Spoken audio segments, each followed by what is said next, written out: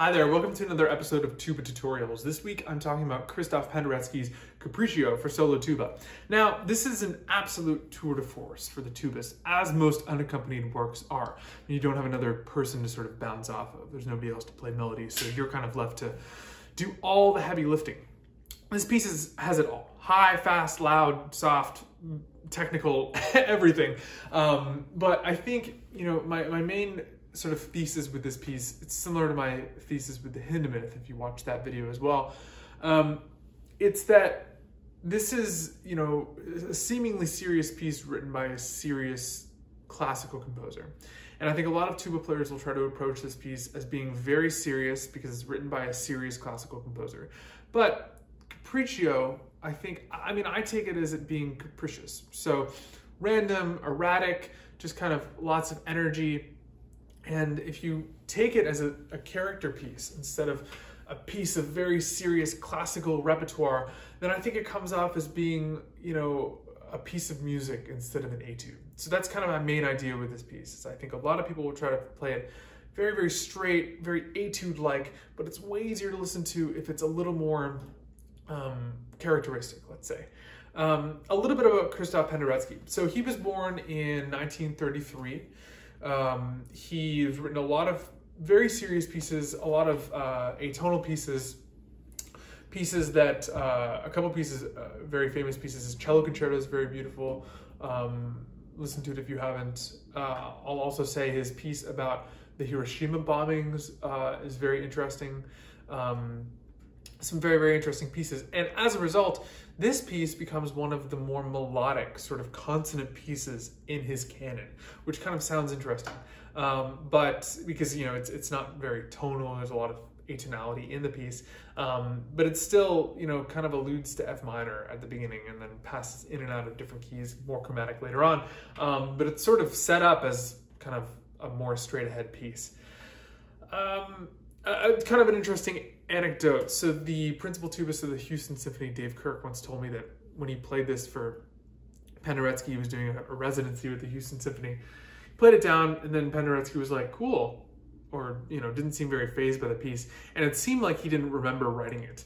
I think this is one of the reasons why I have this thesis about this piece, is that if the composer doesn't really remember writing this piece, I don't think we should play it extremely seriously. Again, I think a lot of tuba players try to play these pieces as very serious pieces of classical music, but again, our instrument is, it's comedic. So I think we should try to be characteristic and represent the character of our instrument, or at least the one that's set up for it in the world. So right off the bat, this marking scherzo alla polacca means, to me, scherzo in the manner, in a Polish manner. So when I'm thinking about this piece, I think about a polonaise, which is in 3/4. It's a Polish dance. It's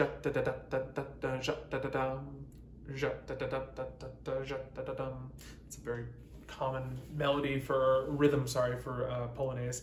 And I try to think about it in 3/4, especially off the bat.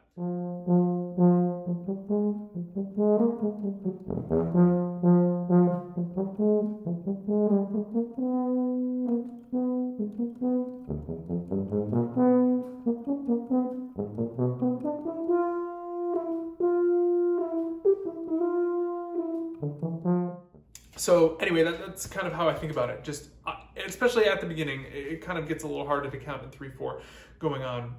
But the way that it's grouped, it seems like it's intended to be in 3/4 as well. But not having any bar lines kind of makes it a little complicated. So right off the bat, we see accents. And what's interesting to note too with this is that this melody comes back, in halfway through this line, but also a little bit later, twice. And at least the second time, not the third time, only the first set of Fs is accented. And I think that's just kind of to make a brilliant statement right off the bat.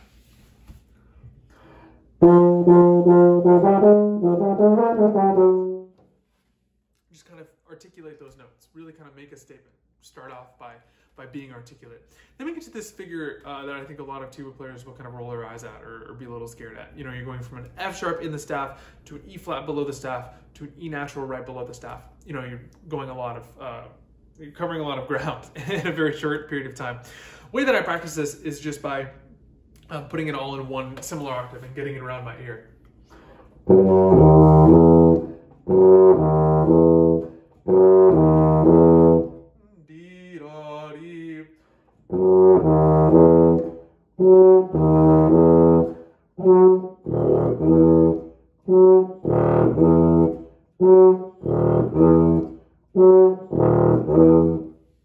And then just putting it back in.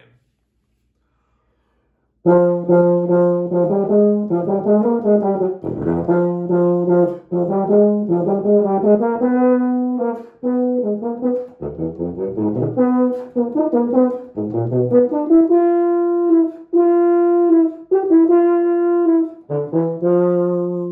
then I take a bit of a pause there. And you'll see these commas, you know, breath marks, you know, we see them in solo music sometimes.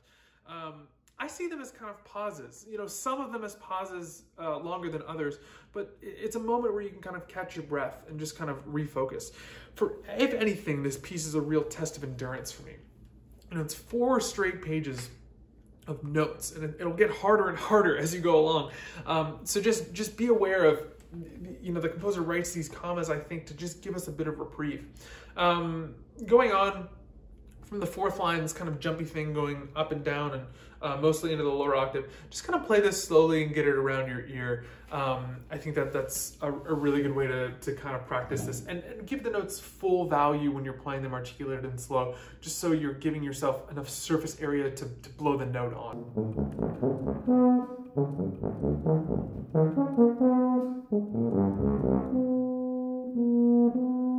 And then you get into a real capricious character as you're going forward.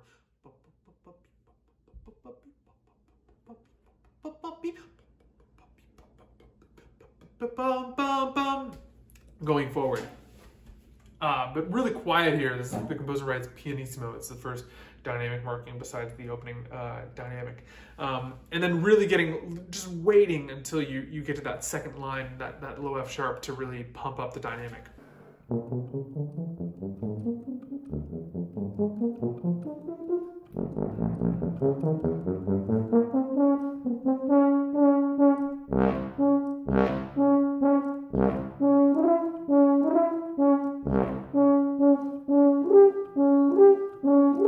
What I think the composer is really trying to get out of these glisses too is just like a lot of notes instead of just like a booyah, booyah, really quickly.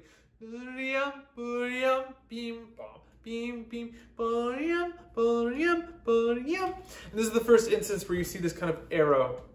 And the composer doesn't write a particular note here, but I think he just means play high. You'll see this on the 2nd page, and this is up to interpretation. I think a lot of people will do this differently. But I like to go up to an A here because I think that's just what works best melodically. Good, okay, then going on, sort of the similar character as before when we had those 8th notes in pianissimo in the 5th line, but now they're triplets. So I like to play this on the quicker side.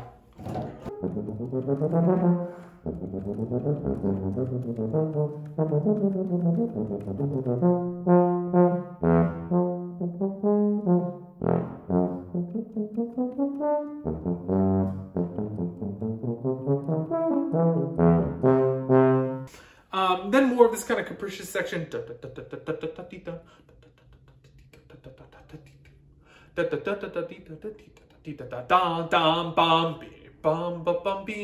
And really kind of bring out where the accents are and where the accents aren't.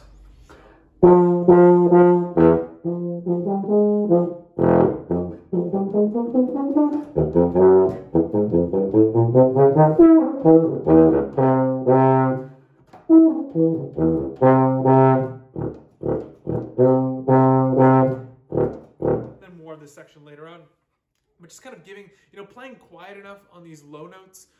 It is still forte, I believe, based on, you know, a notation way earlier. But playing these notes, these short notes, these short pedal Ds, short enough, but long enough so that the notes will resonate.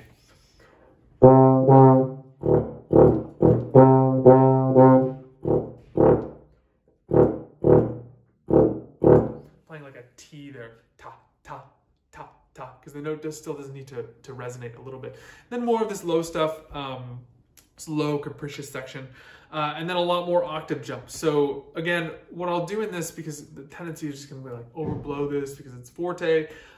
This is where I'm looking is sort of after this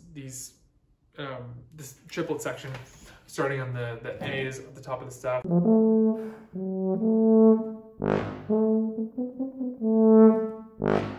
Show kind of like a gruesome character.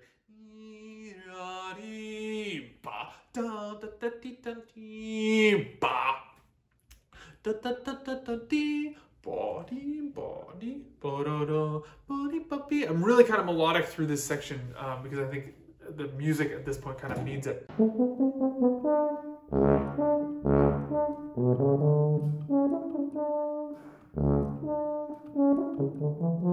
then going up and up and down and down.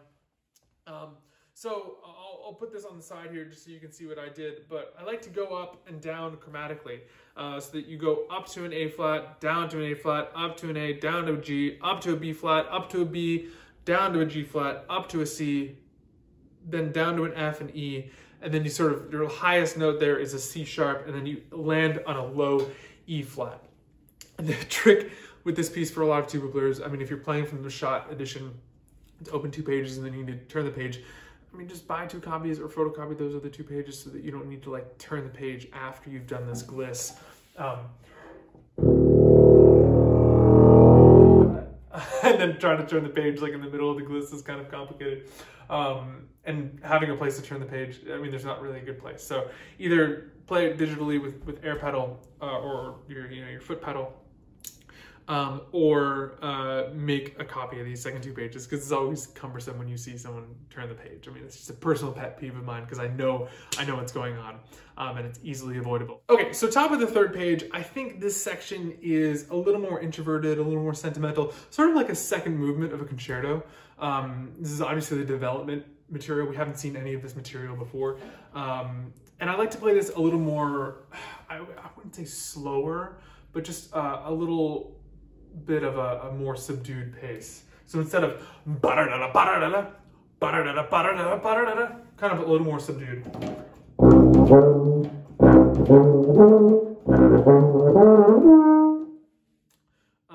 And then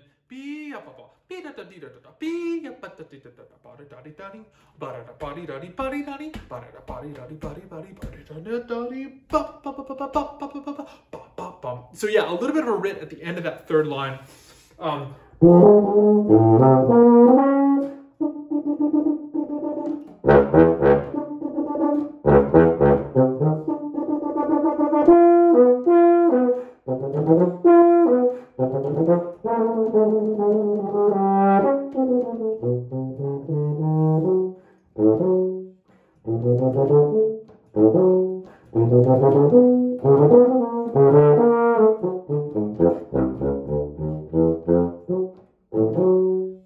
So really really waltzy as you get, and schmaltzy as you get into this section. But just going back a little bit to talk about this leggero section. So light on these Ds, these 8th note and 16th note Ds, but then really heavy as you get down.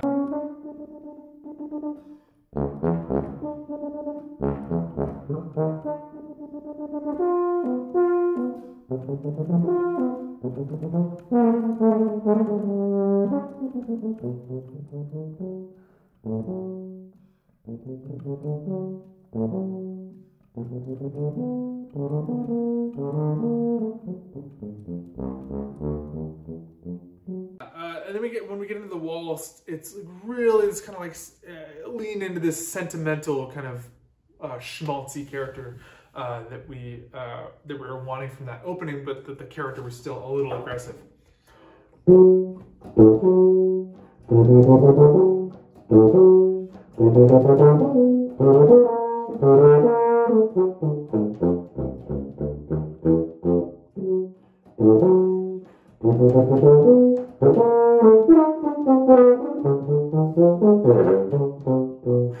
I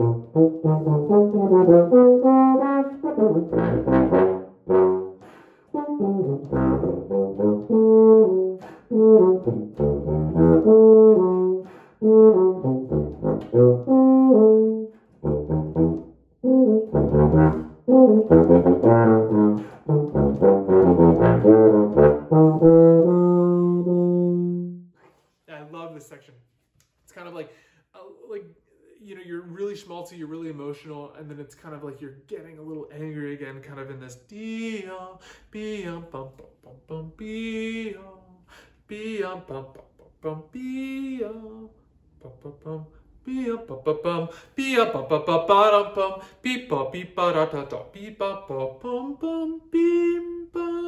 and then you're kind of setting up, of course, the recap into the main material that we've heard so much. But notice, of course, this time it does not have any accents. And I think, you know, whether or not the composer did this haphazardly, I think it's kind of important to lean into this. And of course, there's an accent for the first time on that, that A flat at the top.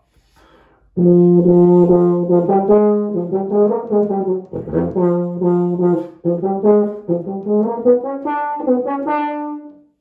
mean, these accents are really indicative of where the music is going.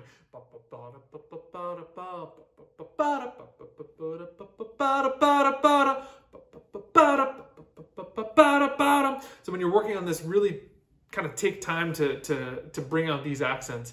I'll do this slowly and just really kind of focus on these accents.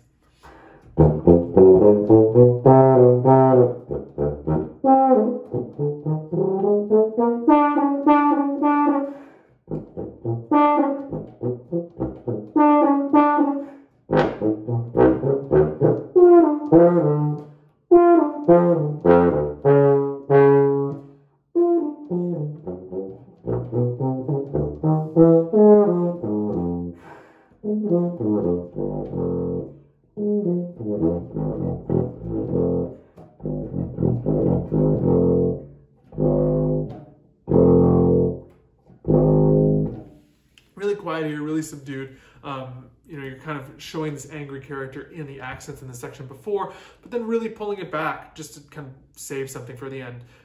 So then there's more of this character where the composer is jumping very quickly between moods. Da da da da da da da da da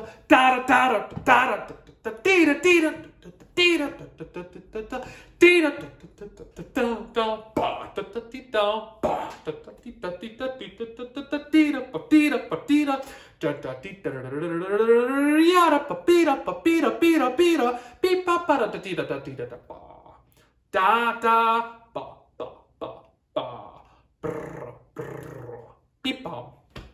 sort of to the end. We'll go over that in a second. But kind of, I mean, I like to do this section really, really slowly because from the up tempo to the end, there's just so much going on.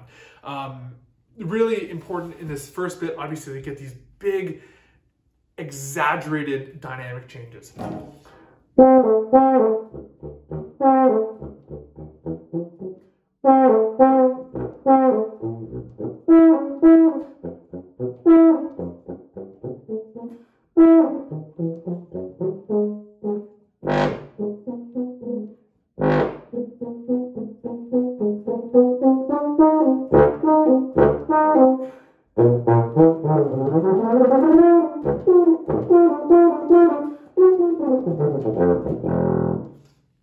Etc. But this gliss, I think, is really important. I think it's important to get all the notes that are written out and then just kind of slide in a rhythmic way up to the top.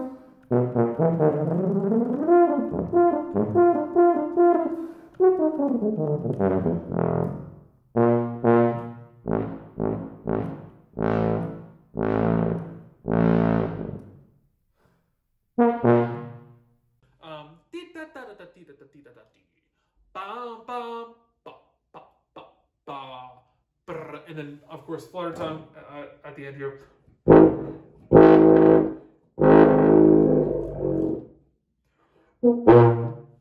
And then on these B flats, make sure that the second one is louder, obviously. Sforzando and then sforzissimo on the last one.